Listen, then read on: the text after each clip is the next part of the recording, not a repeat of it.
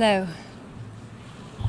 Undersecretary General, Foreign and Defense Ministers, Your Excellencies, ladies and gentlemen.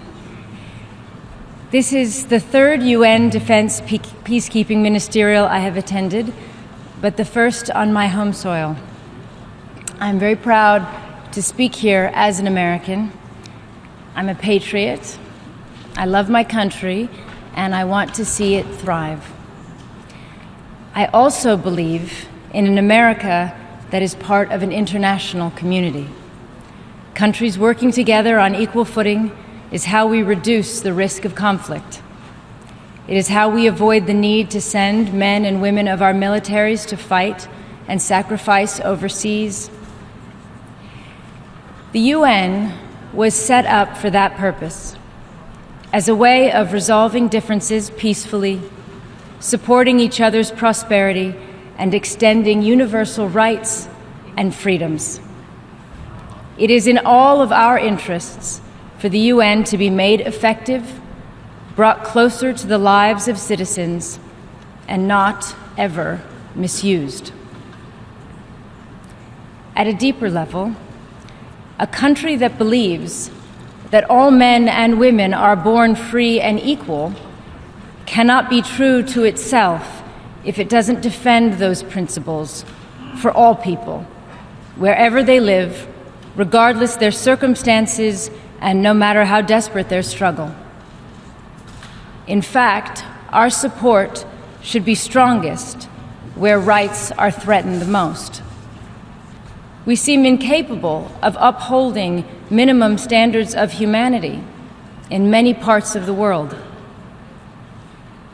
That this comes at a time when humankind is richer and more technologically advanced than ever before is all the more painful. 18 years ago, when I first began working with the UN Refugee Agency, there were just under 20 million displaced people worldwide, and the numbers were falling. Today, there are over 65 million people displaced, and the numbers are rising. More countries are experiencing some form of violent conflict today than any time in the last 30 years. UN peacekeepers now comprise of the second largest group of forces deployed overseas and are often required to serve where there is little or no peace to be kept. Against this backdrop, it is easy to dismiss our institutions as flawed or ineffective. My hope, instead, is that young people, in particular, feel inspired to join the effort to improve them, to join the men and women in the arena, to paraphrase President Roosevelt, who strive and are striving to do deeds and whose faces are marred by dust and sweat and blood.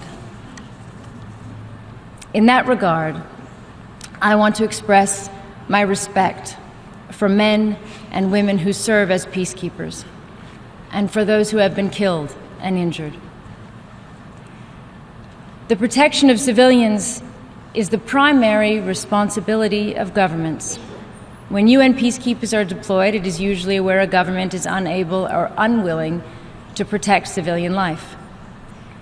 Those United Nations missions often represent the last and only hope for millions of people facing daily threats to their safety and their basic rights. The need for peacekeeping troops to have the best possible training and equipment and the highest standards of personal conduct becomes obvious when measured against that weighty responsibility. So that is why this meeting is so important, because it is in the hands of the governments you represent to enable peacekeeping to live up to its ideals and the needs of our time. So as you discuss how to strengthen UN peacekeepers and give peacekeepers the capabilities they need to operate in today's dangerous environments, I ask you to take time to consider the question from the perspective of women. Around the world, there are countless examples of women rising, taking leadership, taking their destiny into their own hands, inspiring us all. But women and girls are still the majority of the victims of war. They are over half of all refugees and the vast majority of the victims of rape and other sexual and gender-based violence. Women are at the absolute epicenter of modern conflict in the worst possible sense. But more often than not, they are still on the outside, looking in when it comes to politics and decisions about their futures. If we went by the principle that those affected by a problem should be in charge of determining the solution, then the majority of the world's peace negotiators, foreign ministers, and diplomats would be women. We all know the reality. In Afghanistan, thousands of women have recently come together in public, risking their lives to ask that their rights and the rights of their children be guaranteed in peace negotiations that so far they have been allowed no part of. Their stand is inspiring, but it should not be necessary. And the international community's silent response is alarming, to say the least. There can be no peace and stability in Afghanistan or anywhere else in the world that involves trading away the rights of women. Worse still, we see impunity for crimes committed against women and girls during conflict, or when women human rights defenders are attacked or killed or imprisoned. Too often, whether or not we confront these human rights violations depends not on the law, on universal standards, but on how much our governments think that their business or political interests in that country might be affected. This is as harmful to our long-term security and stability as it is unacceptable on a human and moral level. And none of this is to discount the efforts of the many men, great husbands, fathers, brothers, and sons who have been with us in this fight. It is simply the reality of the unequal power relations, abuse of power, gender bias, violence, and lack of justice that keep so many women in a subordinate and therefore vulnerable position internationally. As long as we continue to put almost every other issue ahead of women's rights and participation, we will remain stuck in a cycle of violence and conflict. We will have learned nothing, and our institutions will count for less than they should. From my experience, a growing number of men and women in uniform understand this. When we are at our best, doing what we are called to do, we all share the same goals, the same mandate: a safer, more stable world.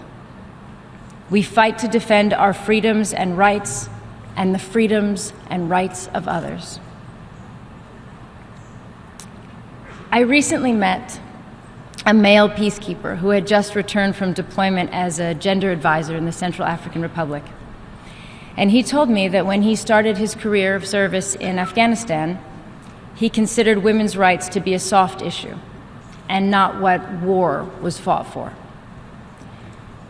But his experiences had made him understand that that is exactly what should be fought for and exactly what stabilizes a country. his ability to contribute to this goal became a source of pride for him. He had made that jump in his thinking, and while he'd been doing a great service to his country already, he had now added that understanding and that sense of partnership with the women he served. There is progress. The number of cases of alleged sexual exploitation and abuse are down, although even a single case is unacceptable. The numbers of women peacekeepers is on the rise, with African nations in particular leading the way on this. There are more gender advisors on UN missions, although still not enough. And improving the training on the protection of civilians is starting to come into effect. But there is still a long way to go to demonstrate that anyone who commits violations will not be tolerated and will be investigated and prosecuted without exception. There is still much more to do to increase the number of women in the ranks of peacekeeping missions. And having met some formidable female peacekeepers this morning, I think that this change cannot come soon enough for the effectiveness and impact of peacekeeping missions. And of course, we cannot call for more women to serve without making it safe and viable for them to do so, including ensuring that they themselves are not vulnerable to sexual harassment or abuse. New actions by your governments in all these areas can make a huge difference, but they, I believe, must be accompanied by commitments to ensure that women's representation in peace negotiations, to be consistent in the defense of women's rights in all places, and to address the deep-seated societal reasons for inequality and violence against women.